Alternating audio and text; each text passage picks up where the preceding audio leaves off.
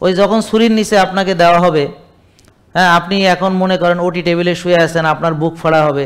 বুক কীভাবে ফাড়ে আপনারা হয়তো জানেন না, এখানে কিন্তু করাত দিয়ে ফাড়ে, হাড্ডি কিন্তু করাত দিয়ে কাটে, জানেন কি না?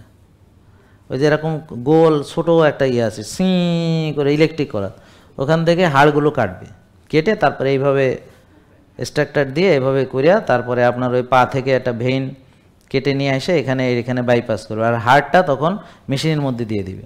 হার্ট স্টপ করে দিয়ে মেশিনের মধ্যে মানে একটা মেশিন আপনার হার্টের কাজ করবে। তার মানে ওই মুহূর্তে আপনার হার্ট আপনার নাই, বুঝতে পারছেন? ওটা ভয়ঙ্কর, আপনি ভয়ঙ্কর। কিন্তু যখন আপনাকে ওখানে নেওয়া হবে, বিলিভ মি, আপনার আত্মায় যদি পানি না কি বলে কিছুই থাকবে না, আপনার রুহু আগেই চলে যাবে, বুঝতে পারছেন? ভয়ের চোটে আপনার অজ্ঞান ছাড়াই অজ্ঞান হয়ে যাবেন, বুঝলেন না কথা?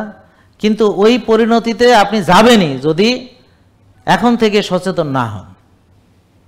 কিন্তু প্রতিটা মানুষ যখন তাকে ওখানে নেওয়া হবে তখন ভালো একজনেরও লাগবে না। আপনি বিশ্বাস করেন যারা এটা করেছে তাদের যখন শোয়ানো হয়েছিল, তাদের যখন রেডি করতেছিল ওটির জন্যে, তাদের তখনও যখন অজ্ঞান হয়নি, হবে অজ্ঞান করার আগের অবস্থায়, তারা আল্লাহরে ডাকতে ডাকতে, বুঝছেন, জিহ্বা শুকায় ফেলাইছে।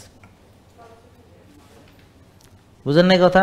কারণ সে তো বন্ড দিয়ে দিছে, সে যদি ওটি টেবিলে মরেও যায় ডাক্তার দায়ী না, এটা তো বন্ড লিখে দিয়েছে যে ওটি টেবিলে যদি সে মরে যায় তবে এই যে ডাক্তার, হাসপাতাল, এদের কোনো দায় নেই, দায় শুধু ওর নিজেরই।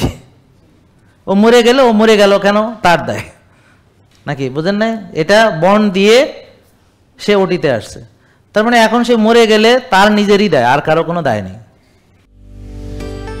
জেকে লাইফস্টাইল, ওষুধ মুক্ত সুস্থ জীবন।